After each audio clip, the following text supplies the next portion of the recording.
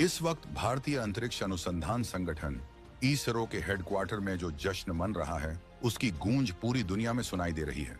एक ऐसी खबर आई है जिसने न सिर्फ भारत को गर्व से भर दिया है, बल्कि दुनिया की सबसे बड़ी स्पेस एजेंसियों, खासकर नासा को भी सोचने पर मजबूर कर दिया है। चांद के अंधेरे कोनों में जागा भारत का बाहुबली 6 साल पुराने मिशन ने दुनिया को चौंकाया। इसरो के साइलेंट हंटर ने खोला ऐसा राज, नासा के वैज्ञानिकों की नींद उड़ी। चंद्रयान 2 का ऑर्बिटर जिंदा है, चांद के ध्रुवों से भेजे ऐसे सिग्नल जिसने इतिहास बदला। खत्म मान लिया गया मिशन कर रहा है वापसी, भारत की अंतरिक्ष क्रांति से दुनिया में खलबली। चांद पर पानी और खजाने का नक्शा, भारत के हाथ इसरो की महासफलता से चीन अमेरिका बेचैन। 6 साल, पूरे 6 साल के सन्नाटे के बाद, जिसे दुनिया लगभग भूल चुकी थी, भारत के उस योद्धा ने वापसी की है जो अभी भी चांद का सीना चीरता हुआ उसकी परिक्रमा कर रहा है। जी हाँ, हम बात कर रहे हैं चंद्रयान 2 ऑर्बिटर की, जिसे कई लोगों ने सिर्फ एक बचे हुए हिस्से के तौर पर देख लिया था। उसने अब चांद के उन अंधेरे रहस्यों से पर्दा उठाया है जहां आज तक कोई नहीं पहुंच पाया। इसरो ने अभी अभी जो डेटा जारी किया है वो कोई मामूली कागज का टुकड़ा नहीं है। ये चांद के दक्षिणी ध्रुव का वो खजाना है जो भारत को आने वाले 100 सालों के लिए स्पेस का सुपर पावर बना सकता है। ये उस साइलेंट हंटर की वापसी है जो चुपचाप अपना काम कर रहा था। लेकिन सवाल ये है कि 6 साल बाद अचानक ऐसा क्या मिला? चंद्रयान 2 के ऑर्बिटर ने ऐसा कौन सा जादुई डेटा भेज दिया जिसने नासा को भी हैरान कर दिया? क्या चांद के दक्षिणी ध्रुव पर सच में पानी का महासागर है? इसरो का वो कौन सा ब्रह्मास्त्र पेलोड है जिसने ये कारनामा कर दिखाया? और सबसे बड़ा सवाल, इस नई खोज से भारत को क्या हासिल होगा और ये चीन अमेरिका के मून मिशंस को कैसे पानी पिला देगा? इन सारे सवालों के जवाब हम आपको इस वीडियो में आगे देने वाले हैं। हम आपको बताएंगे इस धमाकेदार खबर की पूरी कहानी, तो बने रहिएगा वीडियो पर। और इस संबंध में आपके जो भी विचार हों, कमेंट में लिखकर जरूर बताइएगा। रडार की एल बैंड किरणों से हुआ महाखुलासा, भारत के चंद्र अभियान का दूसरा अध्याय शुरू। तो चलिए इस पूरे थ्रिलर को शुरू से समझते हैं। आखिर ये हुआ कैसे और इसरो के हाथ ऐसा क्या लगा है जिसने दुनिया की स्पेस रेस का पूरा नैरेटिव ही पलट दिया है? इस कहानी का असली हीरो है चंद्रयान 2 ऑर्बिटर पर लगा एक खास हथियार, एक ऐसा पेलोड जो 6 साल से चुपचाप अपना काम कर रहा था। इसका नाम है DFSAR, यानी dual frequency synthetic aperture radar. अब ये नाम सुनने में किसी हॉलीवुड साइंस फिक्शन फिल्म के सुपर वेपन जैसा लगता है, और यकीन मानिए इसका काम भी कुछ वैसा ही है। सबसे पहले ये समझिए कि ये एक रडार क्यों है। चांद पर तो कैमरे भी भेजे जा सकते हैं। देखिए, कैमरे वहां फेल हो जाते हैं जहां रोशनी नहीं होती, और चांद के ध्रुवीय इलाके यानी उसके पोल्स ऐसी ही जगह हैं। यहाँ परमानेंटली शेडोड रीजन्स हैं, यानी ऐसे गहरे गड्ढे जहां अरबों अरबों सालों से सूरज की एक किरण तक नहीं पहुंची है। वहां घना परमानेंट अंधेरा है। ऐसे में आपका सबसे महंगा कैमरा भी बेकार है। यहाँ काम आता है रडार। रडार अपनी खुद की टॉर्च लेकर चलता है, वो सिग्नल फेंकता है और सिग्नल के वापस आने का इंतजार करता है। लेकिन DFSAR कोई मामूली रडार नहीं है, ये एक सिंथेटिक अपर्चर रडार है।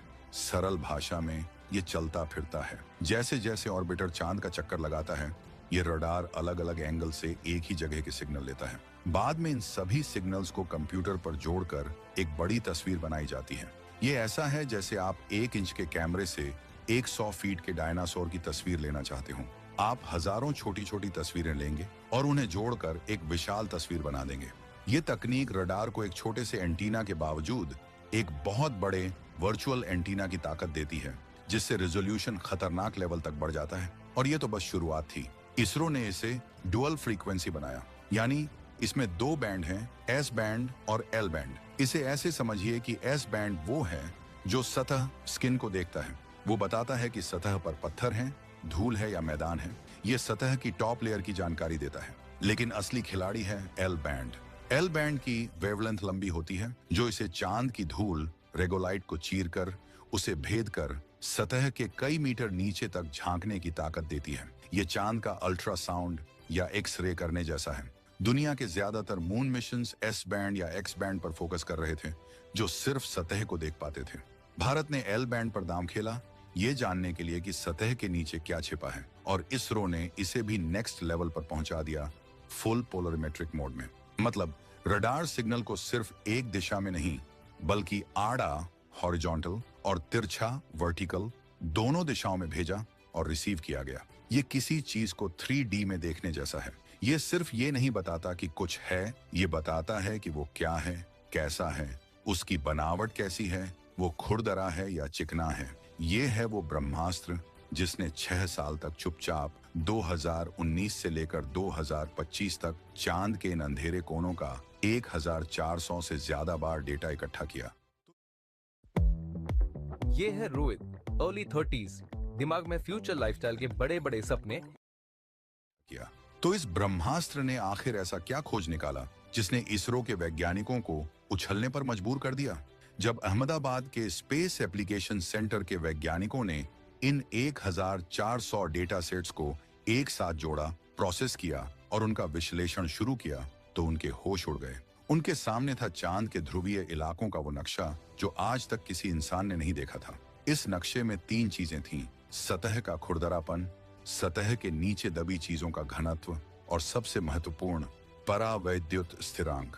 अब ये डाइलेक्ट्रिक कांस्टेंट ही वो जैकपॉट है जिसकी हम बात कर रहे हैं। ये नाम बहुत टेक्निकल है, पर इसका काम बहुत सीधा है। ये बस एक नंबर है जो ये मापता है कि कोई चीज अपने अंदर से इलेक्ट्रिक फील्ड या रडार सिग्नल को कितनी आसानी से गुजरने देती है या उसे कितना रोकती है।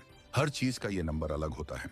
हवा का अलग, पत्थर का अलग, सूखी धूल का अलग और पानी की बर्फ का बिल्कुल अलग। वैज्ञानिकों को पता है कि चांद की सूखी धूल, जिसे रेगोलिथ कहते हैं, उसका डाइलेक्ट्रिक कांस्टेंट बहुत कम होता है, मान लीजिए 2 या 3, और जो ज्वालामुखी वाले पत्थर हैं उनका थोड़ा ज्यादा, 6 से 8 के बीच। लेकिन शुद्ध पानी की बर्फ का डाइलेक्ट्रिक कांस्टेंट बहुत हाई होता है, 80 के आसपास।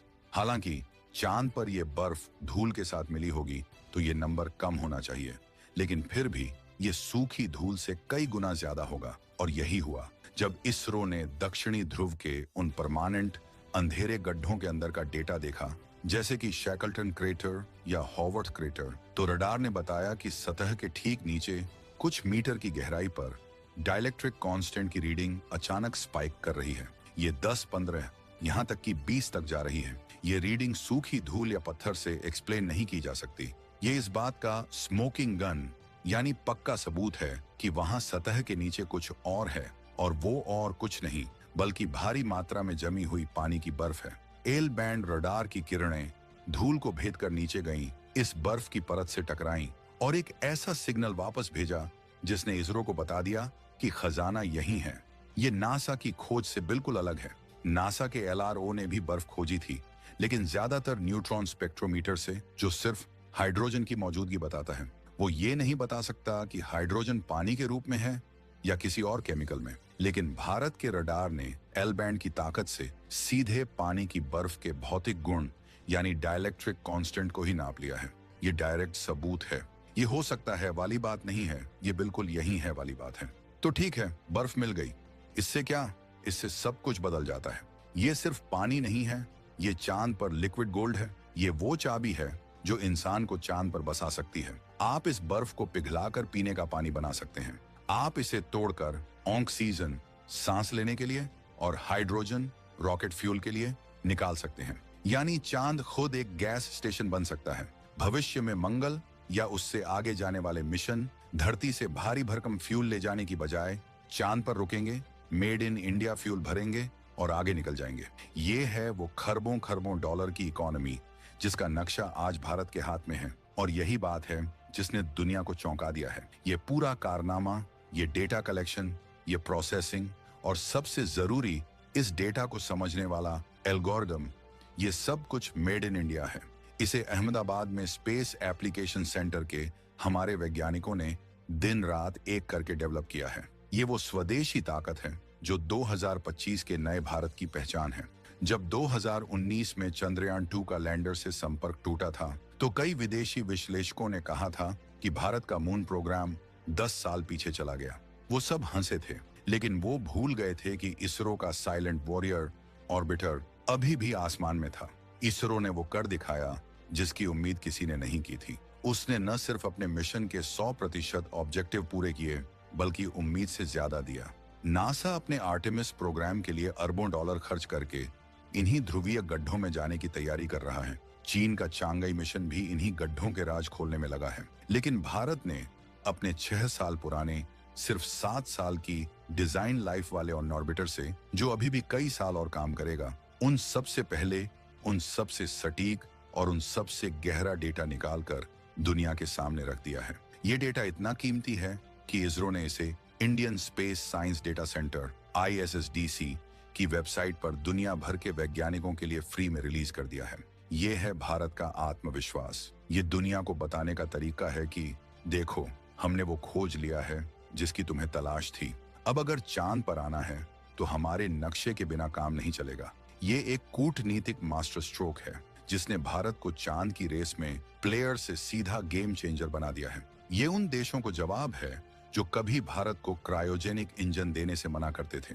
आज भारत उन्हें बता रहा है कि चांद पर रॉकेट उतारने का रास्ता भारत से होकर जाता है। आपको क्या लगता है, क्या चंद्रयान 2 की ये वापसी चंद्रयान 3 की लैंडिंग से भी बड़ी रणनीतिक जीत है? और अब जब चांद का खजाना भारत के हाथ लग गया है, तो क्या अमेरिका और चीन भारत के साथ मिलकर काम करने पर मजबूर होंगे? अपनी राय कमेंट्स में लिखकर भारत माता की जय जरूर लिखिएगा।